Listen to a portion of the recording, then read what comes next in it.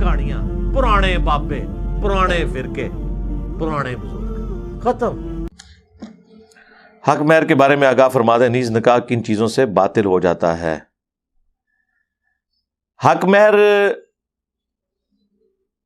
نبی الاسلام نے جو حق مہر مقرر کیا ہے وہ تو آج کل کا آپ سمجھ لیں تقریباً کوئی 20 سے 25 لاکھ بنتا ہے نبی الاسلام کی جو بیٹیوں کا اور امہات کا۔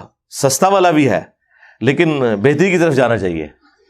قرآن میں تو سورہ نساء میں آیا کہ اگر ڈھیروں ڈھیر سونا بھی دیا ہے نا حق مہر میں، تو اگر بیوی کو طلاق دو تو اس سے واپس نہ لو۔ تو حق مہر تو یعنی اتنا تو ہو کہ جسے ریزنیبل اماؤنٹ کہا جائے۔ یہاں تو لوگ جو ہے وہ 32 روپے 8 آنے کے اوپر بیٹھے ہوئے ہیں۔ تو میری اس کے اوپر ایک ویڈیو ریکارڈ ہے، حق مہر اور انجینئر محمد علی مرزا لکھیں تو وہ تفصیلی ویڈیو، اس میں میں نے احادیث بھی ڈسپلے کروائی ہوئی ہیں۔ یہ جو دوسرا پورشن ہے کہ نکاح کن چیزوں سے باطل ہو جاتا ہے، نکاح اس چیز سے باطل نہیں ہوتا کہ جو اکثر آپ کے اندر ایک پبلک میں مشہور ہو گیا کہ اگر کوئی غلط طریقے سے ازدواجی تعلق قائم کرے تو نکاح باطل ہو جائے گا۔ اس طریقے سے تو نہیں ہوتا، اگرچہ وہ حرام ہے لیکن اس سے نکاح باطل نہیں ہوگا۔ نکاح باطل ہوگا جب دونوں میں سے ایک کافر ہو جائے تو نکاح باطل ہو جائے گا، یہ مین شرط ہے۔ طلاق اور خلا تو ایک الگ چیز ہے نا، یعنی بیٹھے بٹھائے کون سا ایک عذاب پڑ جائے جس کی وجہ سے نکاح باطل ہو جائے، تو وہ ایک ہی چیز ہے کہ دونوں میں سے کوئی کلمات کفر بول دے۔ ایک مساہرت کا جو معاملہ انہوں نے حنفیوں نے مچایا ہوا ہے کہ اگر کوئی اپنی ساس کو شہوت سے چھو لے یا کوئی سسر جو ہے وہ اپنی بہو کو چھو لے تو وہ طلاق ہو جائے گی، وہ تو بالکل غلط ہے۔ باطل اسی طریقے سے ہی ہوتا ہے جو ایک طریقہ ہے، اس پہ بھی میری الگ سے ویڈیوز ریکارڈ ہے کہ دونوں میں سے ایک کوئی کافر ہو جائے، کلمات کفر بک دے، تو ظاہر ہے کہ وہ پھر رشتہ ٹوٹ جائے گا، آپ کو تجدید نکاح کروانی ہوگی۔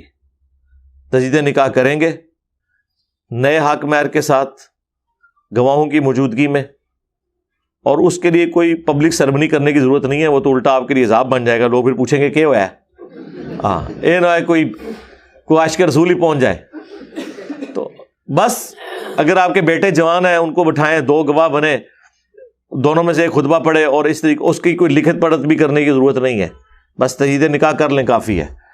بعض اوقات کوئی کلمات کفر بول دیتا ہے نا، تو باقی تو ویسے فرقہ چینج کرنے سے بھی نکاح ٹوٹ جاتا ہے پاکستان میں تو، ہاں ایون یہاں پہ تو پولیٹیکل جماعتوں کا اتنا بڑا اختلاف ہے کہ میرا تو خیال ہے شادی سے پہلے ان چیزوں کا بھی خیال رکھنا چاہیے۔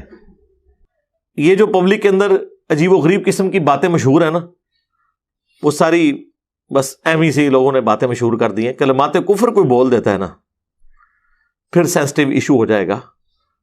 بعض اوقات عورتیں، بعض اوقات مرد بول دیتے ہیں۔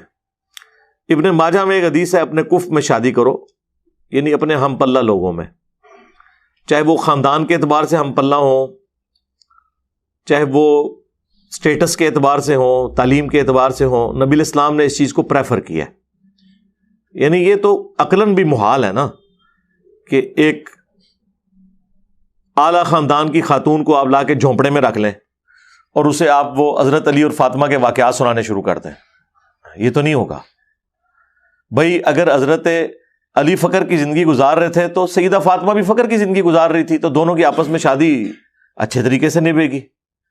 ایک بہت امیر اور غریب کا جو سٹیٹس ہے اس میں پھر لڑائی جھگڑے کے چانسز رہتے ہیں۔ نبی الاسلام کی اپنی مبارک زندگی میں زید ابن حارثہ اور سیدہ زینب کا رشتہ کیوں نہیں نبھا؟ وہ ہاشمیہ تھیں، وہ غلام زادے تھے، اس وجہ سے تو نبی الاسلام بھی کوشش کر کے اس شادی کو بچا نہیں سکے۔ تو قرآن میں آیا کہ نبی الاسلام سمجھاتے تھے کہ اس کو اپنے عقد سے نہ نکالو، لیکن وہ حضرت زید ابن حارثہ کی عزت نہیں کرتی تھی ہاشمیہ ہونے کی وجہ سے، یہ نہیں ایک قبائلی اس سسٹم سے تو لوگ باہر نہیں نکلے ہوئے تھے۔ تو آج تک یہ مسئلہ ہے، یہ بڑا ظلم ہے کہ آپ رائیوں کو لا کے تو گجروں میں بیاہ دیں، اور گجروں کو اٹھا کے آپ جو ہے وہ کہیں اور کشمیریوں میں جا کے بیاہ دیں، یہ پھر آتے نہیں ملتی جلتی اور لڑائی جھگڑے ہوتے ہیں۔ اور اب تو یہ ماشاءاللہ عمران خان صاحب کے آنے کے بعد جو یہ نون لیگ اور پی ٹی آئی کے جو اختلافات ہیں، یہ بھی کوئی آپ سمجھیں کہ سنی شیعہ اختلاف سے کوئی کام نہیں ہے، ہاں تو اس چیز کا بھی خیال رکھ لیا کریں کہ بجائے بعد میں ایک دوسرے کے ساتھ لڑتے رہیں، الا یہ کہ کسی کا سافٹ ویئر اس حوالے سے اپڈیٹ ہو کہ وہ اس پالیٹکس کو پالیٹکس رکھے، اسے مذہب نہ بنائے۔ مسئلہ ہوتا ہے جب آپ اس سے مذہب بنا کے کوشش کرتے ہیں نا، وہ پھر ایک کلٹ بن جاتا ہے. آپ کے جو پولیٹیکل لیڈرز ہیں ان کو آپ پولیٹیکل لیڈر رہنے دیں، مذہب کا ان سے کوئی دور دور تک تعلق نہیں ہے، یہ کلمہ گو مسلمان ہے. باقی ان کے جو کرتوت ہیں وہ چھوڑ دیں، آپ جیڑا کٹو گے وہی لالچ ہے.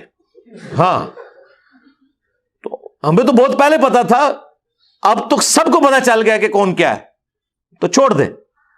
اور جو آپ کو آگے ابو الوطنی کے درس دیتے تھے ان کی ریٹائرمنٹ کے بعد بھی ان کے ساتھ سے آپ کے سامنے آ گئے. جی این اس وقت میں جس وقت وہ آپ کو کہہ رہے تھے کہ جی اپنا سرمایہ ملک کے اندر شفٹ کریں 2019-20 کے اندر، یہاں پاکستان میں کانفرنسز کروا رہے تھے کہ باہر کے لوگ سرمایہ کاری کریں، این اس وقت میں وہ اپنا مال جو ہے نا وہ یورپین ملکوں میں شفٹ کر رہے تھے. آپ کو اس کہانی پہ لگایا ہوا تھا. چھوڑ دیں.